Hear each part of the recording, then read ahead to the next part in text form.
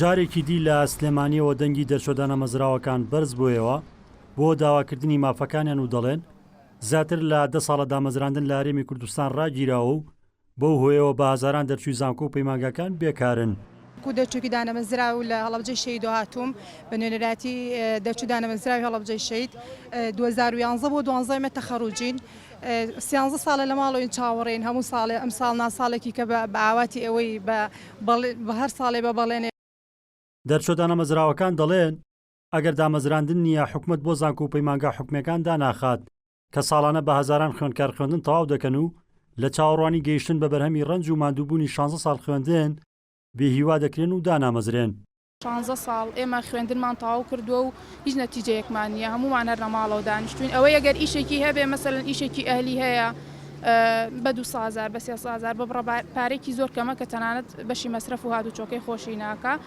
پێمان خۆشە حکومەت ئاوڕێکی جدی لە ئێمە باتەوە بزانین ئێمە نەتیجەی 16 ساڵ خوێندنمان بەرەو کوێ یعنی هەتاوکو کەی چاوەڕێی حکومەتکەین. یەکێک لە نوێنەری دەرچۆدانە مەزراوەکان دەڵێت حکومەت و جوت حیزبی دەسەڵاتدار بە مەبەست و لە پێناو شکاندنی شکۆی پەروەردە و فێرکردن دامەزراندنیان ڕاگرتووە و ئەو پرسیان کردوتە بابەتێکی تەواو حزبی و ناو بەناو دامەزراندن ئەنجام دەدن بە پێوەری خزم خزمێنە و حزب حزبێنە. دۆزی دەرچوانی دانەمەزرا و لە هەرێمی کوردستان بووە بە قەیرانی دەرچوانی دانەمەزرا و لەبەرەوەی ژمارەیەکی ئەجگار زۆر گەنج کە سەر و 300,000 نەفەرە بێ هەلیکارن بێ دامەزراندنن ئەمە وای کردووە بە بەڕاستی خوێندنیش بێ کەرتی خوێندنیش بێ کەڵک بێت لە وڵاتەیە یعنی هەر تۆ خەریجی زانکۆ و پەیمانگا تەخەڕوج بکات و هەلی کار و دامەزراندنی نەبێ کابوو هیچ کەڵکێکمان لە هیچ سوودێکمان لە زانکۆ و پەیمانگا و قوتابخانەکان وەرنەگرت و نەمانتوانی توانای ئەم گەنجانە بەکاربێنینەوە بۆ خزمەتکردنی ئەم وڵاتە.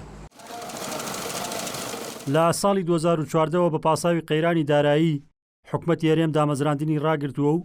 بۆ هۆیەوە زیاتر لە 300,000 دەرچووی زانکۆ و پەیمانگاکان بێبەشن لە دامەزراندن ئەوەش لە کاتێکدایە ساڵانە بە سەدان فەرمانبەر و موچەخۆری حکومی یا کۆچ دەکەن یاخود بۆی هەڵکشانی تەمەنیانەوە خاننشین دەبن بەڵام هیچ کەسیان لە شوێن دانانرێت. ڕزگار جەبار کێنێن